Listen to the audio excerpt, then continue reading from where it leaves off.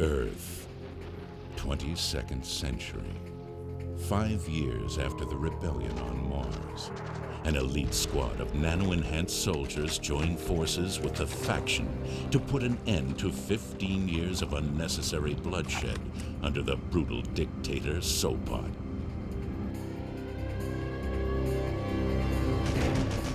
Red Faction 2.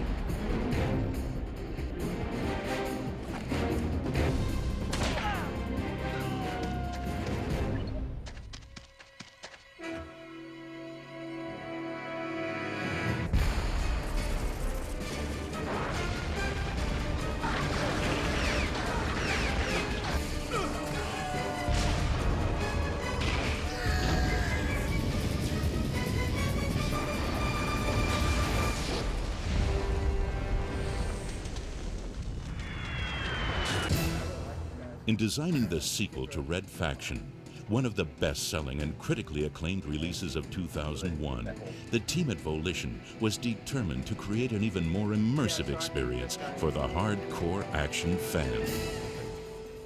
They started by improving on the revolutionary GeoMod engine which they had pioneered for Red Faction, literally blowing away the static environment concept of competing first-person shooter games. GeoMod technology allows the player to alter and destroy the game world in real time. Red Faction 2 is using an enhanced version of the GeoMod engine that we featured in Red Faction 1. We've made it faster, it's more stable now, and I think it reflects the new philosophy in design that we've taken. We wanted to increase the number of ways and the number of solutions a player could approach any situation with. And we did so just by making everything that we could think of destructible.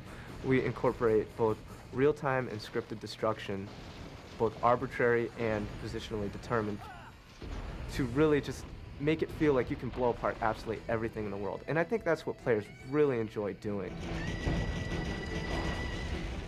The ground-up improvements continued with faster load times, higher frame rates, better graphics, more detailed enemies, motion capture animation, and smarter AI.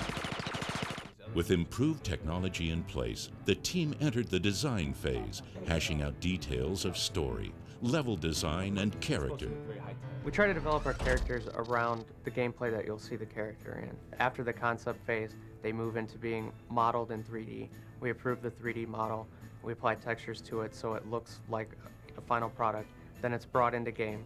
We apply motion capture animation to the model, and that's what really brings it to life.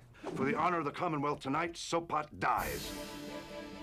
To voice the pivotal role of Squad Commander Molov, THQ brought in Hollywood veteran Lance Henriksen, known to audiences from films like Aliens and Terminator. And smarter than anybody else. It's written in a very focused way. All of these lines that are in this are used as guideposts for something that's going on in the game, but you still have to flesh it out. They would destroy the technology that created us. I will use the nanotechnologies that should be used. And I played squad leaders, and I played soldiers and cops, and you know, so I'm drawing on that reality that I already know to include it into this. Those guys have more guts than sense. With the lines being blurred between interactive entertainment and traditional Hollywood movies, you'll start to see a lot more recognizable names occurring in video games. And by casting Lance, you know, we feel we're on the cutting edge of that movement or that trend.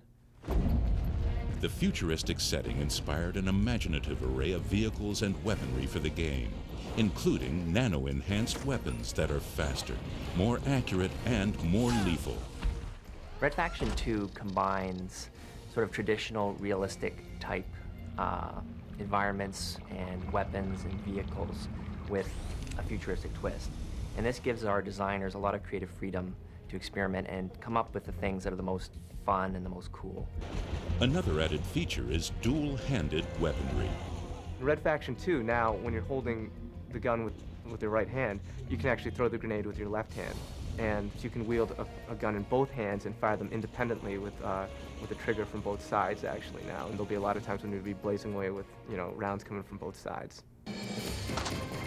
With wall-to-wall action, the team at Volition hopes that players will come back to fight for the faction again and again.